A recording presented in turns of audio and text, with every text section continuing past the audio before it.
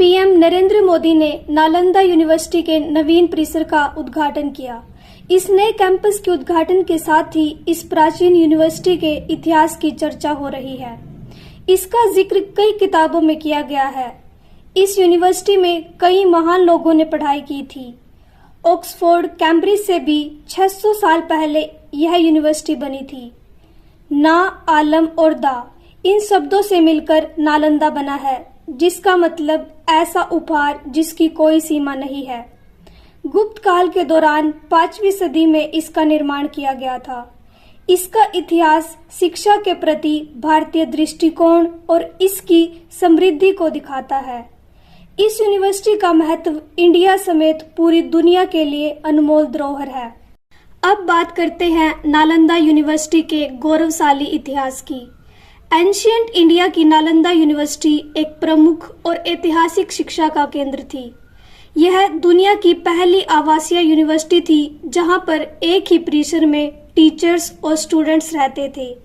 गुप्त सम्राट कुमार गुप्त प्रथम ने नालंदा यूनिवर्सिटी की 450 ईस्वी में स्थापना की थी। हर्षवर्धन और पाल शासकों ने भी बाद में इसे संरक्षण दिया। इस यूनिवर्सिटी की खूबसूरती का अंदाजा इसी से लगाया जा सकता है कि इसमें 300 कमरे, 7 बड़े कक्ष और अध्ययन के लिए 9 मंजिला एक विशाल लाइब्रेरी थी। इस लाइब्रेरी में करीब 90 लाख से ज्यादा किताबें भी थी।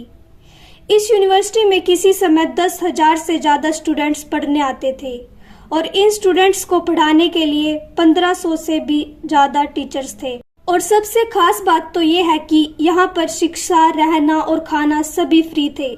इसमें भारत ही नहीं बल्कि Korea, Japan, China, Tibet, Indonesia, Iran, Greece, Mongolia जैसे देशों के भी छात्र पढ़ने के लिए आते थे।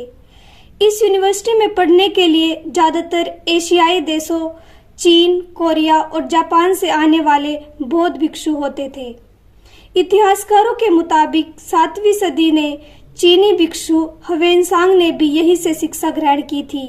ह्वेनसांग ने अपनी बुक्स में नालंदा यूनिवर्सिटी की भव्यता के बारे में लिखा है। बौद्ध के 2 सबसे अहम केंद्रों में से ये एक केंद्र माना जाता है। यह प्राचीन भारत के ज्ञान और बुद्धिमत्ता के प्रसार के योगदान को दर्शाता है। इस यूनिवर्सिटी में literature, theology, logic, medicine, philosophy, astronomy जैसे कई सब्जेक्ट्स की पढ़ाई होती थी जो उस समय कहीं भी नहीं पढ़ाए जाते थे। 700 साल तक यह यूनिवर्सिटी दुनिया के लिए ज्ञान का मार्ग थी। 700 सालों की लंबी यात्रा के बाद 12वीं सदी में खिलजी ने इसे जलवा दिया था। अब बात आती है कि आखिरकार खिलजी ने इसे क्यों जलवाया था। नालंदा यूनिवर्सिटी में 1193 तक पढ़ाई होती थी। तुर्क आक्रमणकारी बख्तियार खिलजी ने इस पर हमला कर दिया। उसने इस पूरी यूनिवर्सिटी को तबाह कर दिया था। इतिहासकारों के अकॉर्डिंग खिलजी ने जिस समय यूनिवर्सिटी पर हमला किया था उस समय इसकी 9 मंजिला लाइब्रेरी में करीब 90 लाख किताबें और पांडुलिपियां थी। लाइब्रेरी में आग लगने के बाद यह 6 महीने तक जलती रही। कुछ इतिहासकार बताते हैं कि खिलजी और उसके सैनिकों को लगता था कि इसकी शिक्षाएं इस्लाम के लिए चुनौती हैं। हालांकि कुछ स्कॉलर्स इस मान्यता को खारिज भी करते हैं। यह भी कहा जाता है कि एक बार खिलजी बहुत अधिक बीमार थे।